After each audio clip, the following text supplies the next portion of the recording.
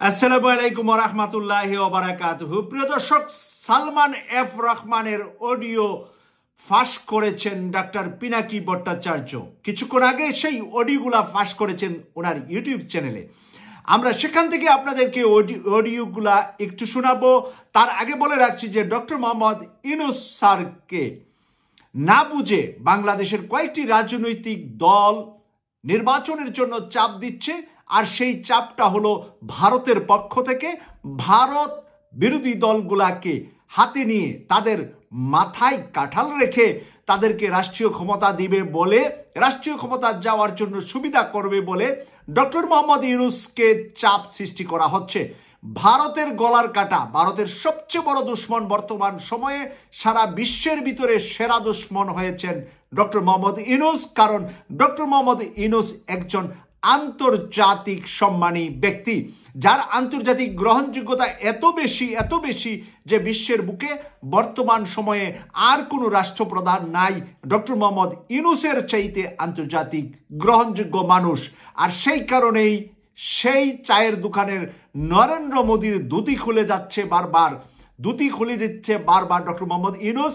সারা বিশ্বব্যাপী ইউনূসের প্রতি সমর্থন কাল হয়ে দাঁড়াচ্ছে ডক্টর মোহাম্মদ ইউনূসের জন্য। কিন্তু ইউনূসের কোনো একটি পশমও ছিঁড়তে পারবে না ভারত। কিন্তু বাংলাদেশে কিছু রাজনৈতিক দল না বুঝে ইউনূসের বিরোধিতা করতে গিয়ে তারা কিন্তু কুণ্ঠাসা হচ্ছে আন্তর্জাতিক অঙ্গন থেকে, কুণ্ঠাসা হচ্ছে বাংলাদেশের তরুণ সমাজের কাছ থেকে। তাই আজকে আমি দরবেশের কয়েকটি অডিও বার্তা শোনাবো, তারপরে আমি বিশ্লেষণটা শেষ করব। ওরা আবার আসছে অ্যাটাক করতে, তো এর মধ্যে আর্মি নাকি একবার ছিল, তখন এখন কি অবস্থা হয়েছে ভাই? আমার তো ডিটেল দরকার নেই। এখন কি অবস্থা? 100+ লোক দরজা ভেঙে ভেতরে ঢুকছে, গেট ভেঙে মেইন গেট। এখন হচ্ছে ওরা আগুন দিচ্ছে আমাদের র মেটেরিয়ালস গুলো। আর্মি আসে না? আর্মি তখন হয়তো একবার আসছিল, বাট ওরা আবার চলে গেছে। এখন নতুন হচ্ছে বাঞ্চ আসছে, এখন নতুন করে হচ্ছে আবার জড়ো হয়েছে। আর শাকিল, ওখানে কি অবস্থা?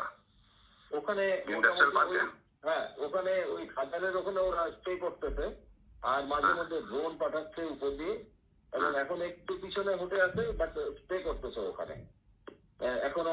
এই কথা বললাম, বলবো যে এখনো ওরা স্ট্যান্ড নিয়ে আছে যে আবার ঢুকবে।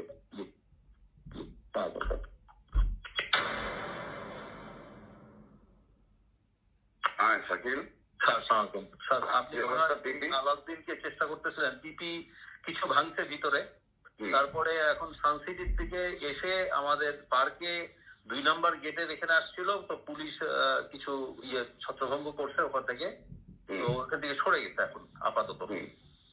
এখন এরা কারা ছিল? এরা স্যার ওই বাইরের, মানে এরা তো কোনো ছাত্র না, বাইরে এরা। ছাত্র না তো বুঝলাম, কিন্তু আমাদেরটাকে কেন টার্গেট করতেছে? নিশ্চয়ই প্ল্যান করে টার্গেট করতেছে। এটা তো স্যার এই মুহূর্তে আমি বুঝতে পারছি না। একজন চলে গেছে, হ্যাঁ, ওদেরকে পিছায় হটাইছে এখন। আর আমি স্যার আছি ঢাকা অফিসে আজকে। ঠিক আছে, জি স্যার, আপনি ফলো করেন, তাই আমাকে জানাতে থাকেন। জি আচ্ছা স্যার, জি হ্যাঁ স্যার। আসসালামু আলাইকুম স্যার। স্যার ভালো আছেন? স্যার আলহামদুলিল্লাহ স্যার। আচ্ছা, ওই আইএফআইসি তে তো আপনি মঞ্জুরকে দিয়ে দিয়েছেন। স্যার রাশিদকে দেবেন না? রাশিদকে দিয়ে দেন স্যার। একটু আমাদের স্যার হলো কি, ওই যে এরা যারা ছিল, মানে যেমন স্যার ওই যে এই এগুলো আমাদের মানে প্রিয় দর্শক, আপনারা এতক্ষণ পর্যন্ত শুনছিলেন দরবেশের মুখ থেকে আলাপচারিতা। কখন কোথায় অ্যাটাক হচ্ছে তার খোঁজখবর নিচ্ছিলেন, এবং কারা অ্যাটাক করছে এই জুলাই মাসের গণ অভ্যুত্থানে সেই কথাগুলা যে সে বলেছে, সেই কাটা কথাগুলা টুকরোগুলা উপস্থাপন করেছেন ডাক্তার পিনাকি ভট্টাচার্য। আমরা সেখান থেকে আপনাদের সামনে তুলে ধরেছি।